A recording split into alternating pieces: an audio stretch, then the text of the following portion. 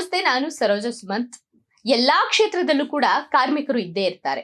ತಮ್ಮ ಬದುಕಿನ ಬುತ್ತಿಗಾಗಿ, ಜೀವನ ನಡೆಸೋದಕ್ಕಾಗಿ, ಹೊಟ್ಟೆಪಾಡಿಗಾಗಿ ಪ್ರತಿನಿತ್ಯದ ಹೋರಾಟವನ್ನ ಕಾರ್ಮಿಕರು ಮಾಡ್ತಾನೆ ಇರ್ತಾರೆ. ಅಂತವರಿಗೆ ಭದ್ರತೆ ಇಲ್ಲ ಅಂದ್ರೆ ಹೇಗೆ ಹೇಳಿ?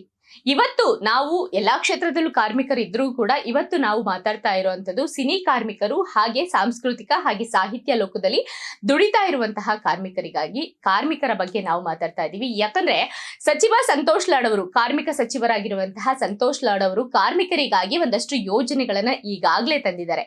ಗಿಗ್ ಕಾರ್ಮಿಕರಿಗಾಗಿ ಇನ್ಶೂರೆನ್ಸ್ ಮಾಡಿಸಿದ್ದಾರೆ, ಹೆಲ್ತ್ ಬೆನಿಫಿಟ್ ಅನ್ನ ಕೊಟ್ಟಿದ್ದಾರೆ, ಅವರ ರಿಜಿಸ್ಟ್ರೇಷನ್ ಮಾಡಿಸಿದ್ದಾರೆ ಕಾರ್ಮಿಕ ಇಲಾಖೆಯಲ್ಲಿ. ಅದೇ ರೀತಿ ಇವಾಗ ಸಿನಿ ಕಾರ್ಮಿಕರಿಗಾಗಿ ಒಂದಷ್ಟು ಭದ್ರತೆಯನ್ನು ಒದಗಿಸಿಕೊಡೋದಕ್ಕೆ ಸಚಿವ ಸಂತೋಷ್ ಲಾಡ್ ಅವರು ದಿಟ್ಟ ನಿರ್ಧಾರವನ್ನ ತೆಗೆದುಕೊಂಡಿದ್ದಾರೆ. ಅದೇ ಹೆಜ್ಜೆಯಲ್ಲಿ ಸಾಗ್ತಾ ಇದ್ದಾರೆ.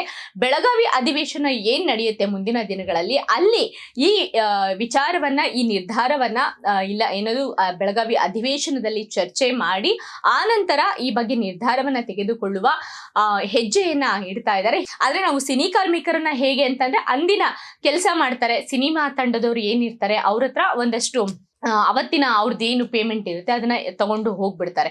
ಇದು ಅವ್ರಿಗೆ ಅಷ್ಟಕ್ಕೆ ಸೀಮಿತ ಆಗೋಗಿರುತ್ತೆ. ಆದರೆ ಈ ಸಿನಿ ಕಾರ್ಮಿಕರನ್ನು ಕೂಡ ಗುರುತಿಸುವಂತಹ ಕೆಲಸವನ್ನ ಸಚಿವ ಸಂತೋಷ್ ಲಾಡ್ ಅವರು ಮಾಡ್ತಾ ಇದ್ದಾರೆ. ಅವ್ರಿಗೆ ಭದ್ರತೆ ಒದಗಿಸ್ಕೊಡ್ಬೇಕು ಅನ್ನೋ ಒಂದು ದಿಟ್ಟ ನಿರ್ಧಾರವನ್ನ ಕೈಗೊಂಡಿದ್ದಾರೆ. ಇದು ಬಹಳ ಸಂತೋಷ.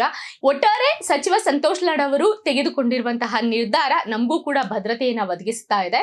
ಹೀಗಾಗಿ ನಮಗೆ ಒಂದು ಸೇಫ್ಟಿ ಸಿಗುತ್ತೆ.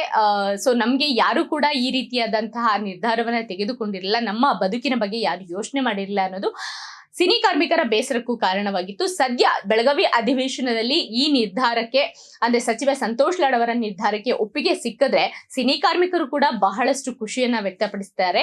ಅದೇ ರೀತಿ ಸಾಹಿತ್ಯ ಮತ್ತೆ ಸಾಂಸ್ಕೃತಿಕ ಲೋಕದಲ್ಲೂ ಕೂಡ ಸಾಕಷ್ಟು ಕಾರ್ಮಿಕರು ದುಡಿತಾನೆ ಇದ್ದಾರೆ.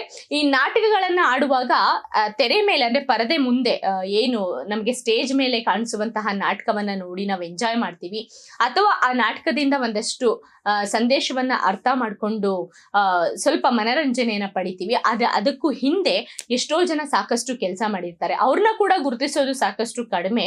ಹೀಗಾಗಿ ಅವರ ಬದುಕಿಗೂ ಕೂಡ ಒಂದು ಭದ್ರತೆಯನ್ನ ನೀಡಬೇಕು ಅನ್ನೋದು ಸಂತೋಷ್ ಲಾಡ್ ಅವರ ಮಹತ್ವದ ನಿರ್ಧಾರವಾಗಿದೆ. ಹೀಗಾಗಿ ಇದೆಲ್ಲವೂ ಕೂಡ ಸಕ್ಸಸ್ ಆಗಲಿ. ಸಾಹಿತ್ಯ ಕ್ಷೇತ್ರ, ಸಾಂಸ್ಕೃತಿಕ ಕ್ಷೇತ್ರ ಹಾಗೆ ಸಿನಿಮಾ ಕ್ಷೇತ್ರದ ಕಾರ್ಮಿಕರಿಗೆ ಸಚಿವ ಸಂತೋಷ್ ಲಾಡ್ ಅವರಿಂದ ಒಂದೊಳ್ಳೆ ನಿರ್ಧಾರ ಇದಾಗಿದೆ.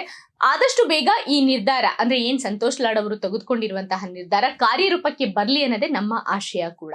ಮತ್ತಷ್ಟು ವಿಚಾರಗಳಿಗಾಗಿ ಸದಾ ನೋಡ್ತಾ ಇರಿ ಈ ಸಂಜೆ ನ್ಯೂಸ್ ಡಿಜಿಟಲ್ ಮೀಡಿಯಾ.